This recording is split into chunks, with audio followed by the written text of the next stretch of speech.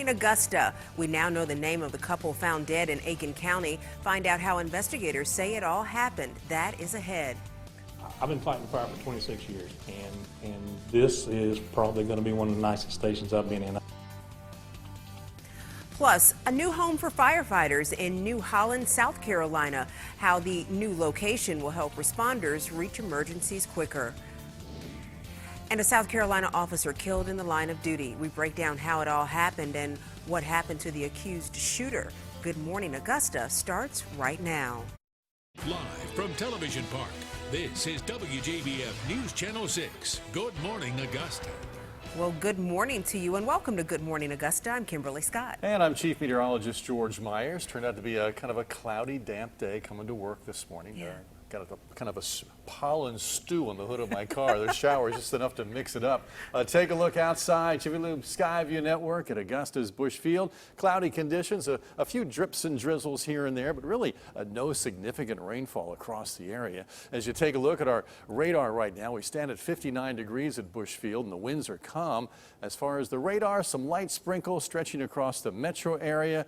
Light showers in and around Burke County towards Swainsboro, Sylvania. All that is rolling off to the east. As far as temperatures, we're holding in the low 60s, upper 50s. The cool spot is Bushfield at 59 degrees. Otherwise, you're waking up the temperatures between 61 and 63. Forecast coming up for today. We'll see some light sprinkles during the early morning hours. A better chance of a coverage of shower activity as we head towards the afternoon with a high of 71. We'll take a closer look at your forecast coming up in just a second.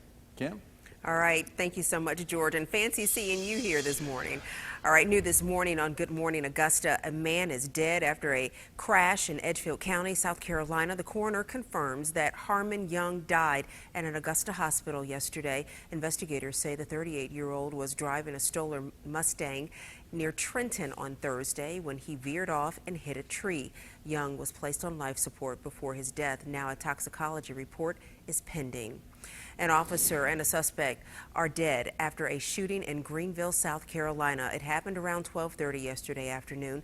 Police say Officer Alan Jacobs was shot when he and other officers tried to approach Deontay McKay. Investigators say McKay ran and shot at police, hitting Officer Jacobs several times. Officer Jacobs' gun was still in his holster. The suspect later turned the gun on himself. The officer died at a local hospital. Aiken County deputies, they're still investigating a murder-suicide this morning. The coroner confirms two people identified as William Bodie and Wendy Bogard. They were found dead at a home on Holland Pond Road yesterday. He says Bodie shot and killed the 56-year-old woman before turning the gun on himself. Investigators say the two were a couple, but the man was recently evicted by court order. The caller was telling us about this address, 231 Holly Pond Road, that there was a person they was on the phone with who stated that someone was deceased and they was planning on harming themselves. An autopsy is scheduled for Monday. First responders for the New Holland Fire Department were on the scene of a crime just minutes from their new location. Now, we've been following the department's move since the crew was forced out of their building because of flooding. It happened back in October. News Channel 6's Margaret Ann Carter takes a look inside their new home. This was where we needed to be. This abandoned office building, once owned by the Aiken County Public School District, is now the new home to 23 volunteer firefighters. New Holland Fire Chief Dennis Jackson has been fighting to gain ownership of this piece of property for months. Has it been a challenging process to get this? Oh, absolutely. We've been to technically 4 board meetings. I made a bunch of phone calls. I'm sure some of the people with the school board and the school system are tired of me calling them. In October, their station was destroyed by the flood, but looking back on it, Jackson calls it a blessing in disguise. We're 2.4 miles from the interstate. That makes a big difference. It also takes some people that have not been within the 5-mile radius, and now it puts them within that 5 miles. Which makes a big difference with homeowners insurance. He also plans to make this building into a training facility for future firefighters. I used to do a little CPR first aid training in the community for people around the community that need it. We're going to get back to doing that. But these empty rooms and white walls won't be around for much longer because Jackson plans to get right to work. I've been fighting fire for 26 years, and this is probably going to be one of the nicest stations I've been in. I was with Wagner when we built the station in Wagner. and this will be state of the art when we get done. Margaret Ann Carter there reporting for us. Now, the officers involved in a deadly shooting in Aiken will not face criminal charges. Last November, Aiken County deputies responded to a domestic dispute on Pine Drive. The deputies left but were called back 3 more times. The last incident is when they shot and killed Brian Gavin when he refused to drop a gun pointed at his wife. Now, the sheriff says he is pushing for body cams to help provide more evidence and protection for officers and the public.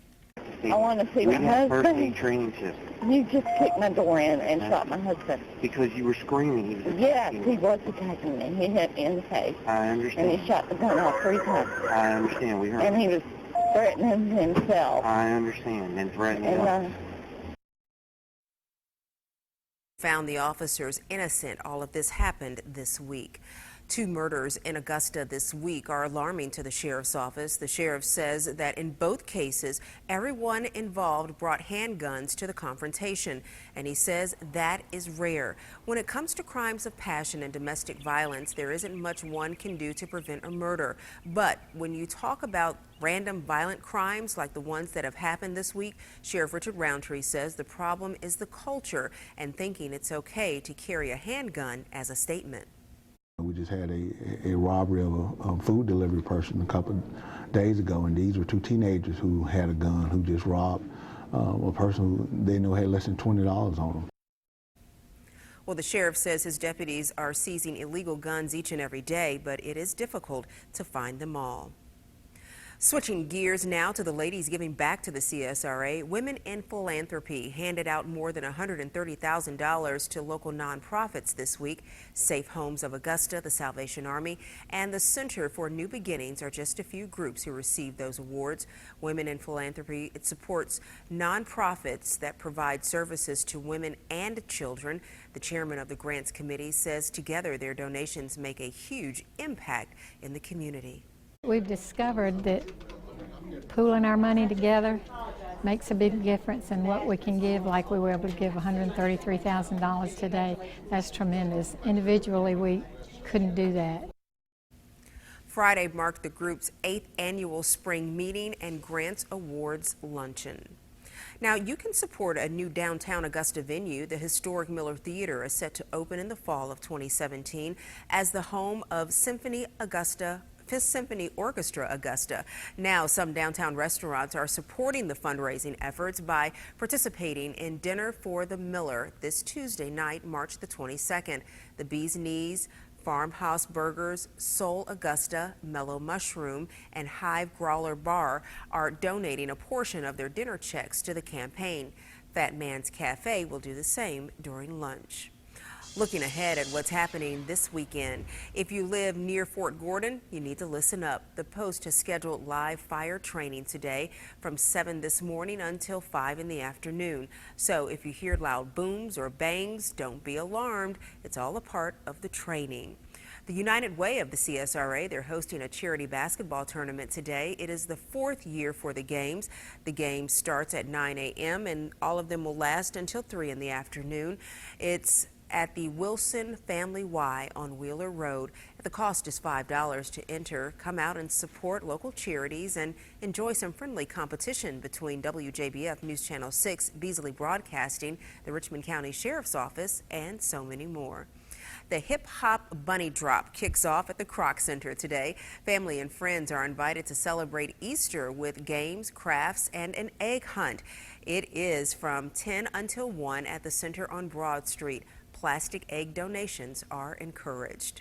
Still ahead on Good Morning Augusta, the temperatures are going up, but what does that mean for your car? Up next, we break down how to prepare and double check a few things now that springtime weather is here. First, though, a look at your forecast.